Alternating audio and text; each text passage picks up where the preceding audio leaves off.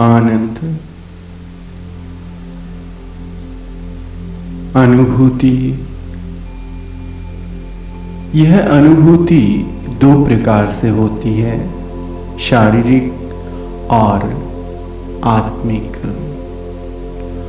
की अनुभूति और आनंद की परिभाषा हम व्यक्त नहीं कर सकते। आनंद जब इंद्रियों के द्वारा प्राप्त होता है तो वह अनेक प्रकार से प्राप्त हो सकता है। जैसे जिह्वा रसनेन्द्रिय से प्राप्त होने वाला आनंद अलग होता है, कर्ण इंद्रिय से प्राप्त होने वाला आनंद अलग होता है, नेत्र इंद्रिय से प्राप्त होने वाला आनंद अलग होता है, स्पर्श इंद्रिय से प्राप्त होने वाला आनंद अलग होता है। हर प्रकार का आनंद अपनी परिभाषा अलग रखता है। आनंद की कोई सीमित परिभाषा नहीं बना सकते।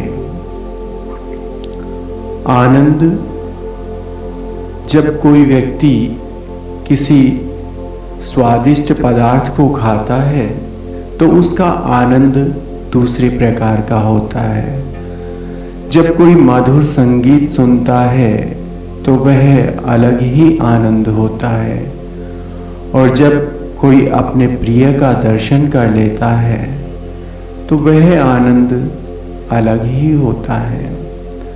इस प्रकार से हम आनंद को सीमित शब्दों में परिभाषित नहीं कर सकते।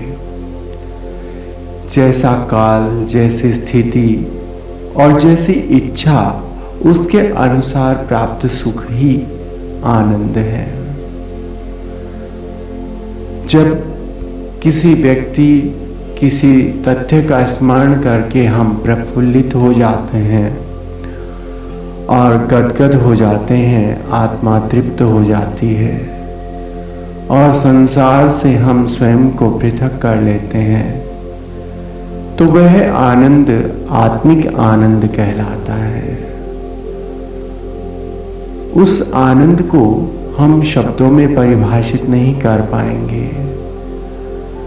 वह आनंद केवल अनुभूति है, केवल हमारा अनुभव है, केवल हमारा स्पर्श है, वो भी आत्मा का।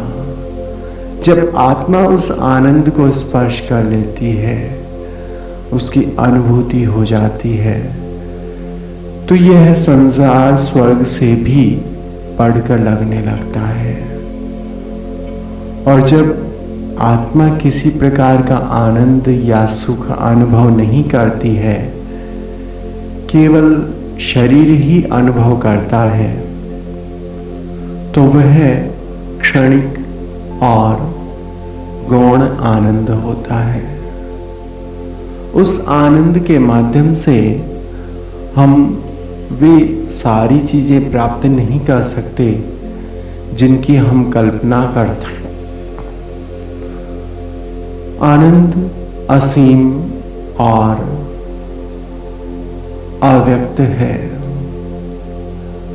जब हम आनंद को अपने जीवन में उतारना चाहते हैं और सदैव आनंदित रहना चाहते हैं, तो हमें संसार के सभी दुर्गुणों को, गुणों को और अन्य भावों को त्याग कर केवल स्वयं में स्थापित होना होता है। केवल अपनी आत्मा को अनुभव करना होता है कि इस शरीर का संचालन करने वाला सुप्रीम पावर इस शरीर के किस हिस्से में विद्यमान है। और जब यह अनुभूति हो जाती है तो उसे हम आत्म साक्षात्कार कहते हैं। यह आत्म साक्षात्कार ही परम आनंद है, जिसे संसार में बहुत कम लोग या ना के बराबर लोग अनुभव कर पाते हैं। क्षणिक आनंद की अनुभूति, भौतिक आनंद की अनुभूति प्रत्येक व्यक्ति ले ऐसा भी नहीं है। नेत्रहीन व्यक्ति जिस प्रकार से दर्शन आनंद की अनुभूति नहीं कर सकता, बहरा व्यक्ति जिस प्रकार से मधुर संगीत श्रवण का आनंद नहीं ले सकता, वैसे ही दुर्गुणों से और संसार में बंधा हुआ व्यक्ति, संसार में फंसा हुआ व्यक्ति आत्मिक आनंद की अनुभूति कभी नहीं ले सकता। वह उस पथ की ओर एक कदम भी नहीं बढ़ा सकता। उसकी विचार शैली, उसकी सोच और उसके अनुभव से कहीं कहीं कहीं दूर होता है। इसलिए आत्मिक आनंद प्राप्त करने के लिए स्वयं को भौतिक आनंद से ऊपर उठाना पड़ता है। जब मनुष्य स्वयं को भौतिक आनंद से ऊपर उठाने लगता है और स्वयं को उस आनंद की परिसीमाओं में समेट लेता है, तब जाकर के वह आत्मिक आनंद को प्राप्त करता है। आत्मिक आनंद अनंत है, उसकी कोई सीमा नहीं है। वह कहीं बंधा हुआ नहीं है, वह किसी से जुड़ा हुआ नहीं है। वह तो परमात्मा शक्ति द्वारा प्रदान किया हुआ एक एहसास है, एक अनुभूति है, एक अनुभव है, जिसे भौतिक जगत से ऊपर उठा हुआ व्यक्ति ही अनुभव कर सकता है। जो मोह माया, क्रोध, ईर्ष्या, द्वेष, राग जैसे दुर्गुणों में फंसा हुआ है, वह व्यक्ति कभी इसको अनुभव ही नहीं कर पाएगा,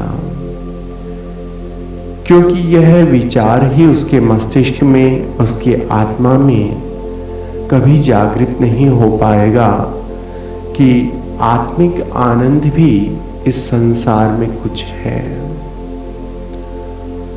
आत्मिक आनंद के लिए स्वयं को हल्का रखना पड़ता है, स्वयं को एक पंख की भांति इतना हल्का रखना पड़ता है कि अपमान रूपी पत्थर कभी भी गिरे लेकिन उसका कुछ नहीं बिगड़ता। वह हवा में लहराता हुआ अपने आप को मस्त किए हुए धीरे धीरे इस पृथ्वी पर कभी आता है और कभी आकाश की ऊंचाइयों में उड़ने लग जाता है। जबकि दुर्गुणों से घिरा हुआ व्यक्ति एक पत्थर के समान पृथ्वी पर गिरकर टूट जाता है, और वह जितनी ऊंचाई से गिरता है उतना अधिक टूटता है। इसलिए स्वयं को दुर्गुणों से मुक्त रखते हुए एकदम हल्का, वजनहीन रखिए और आत्मिक आनंद के लिए सदैव प्रयासरत रहिए, लालायित रहिए।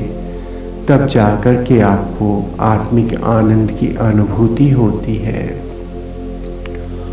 आत्मिक आनंद भौतिक आनंद की तरह आप धन देकर बाजार से नहीं ला सकते, उसे आत्मा से ही अनुभव करना होता है।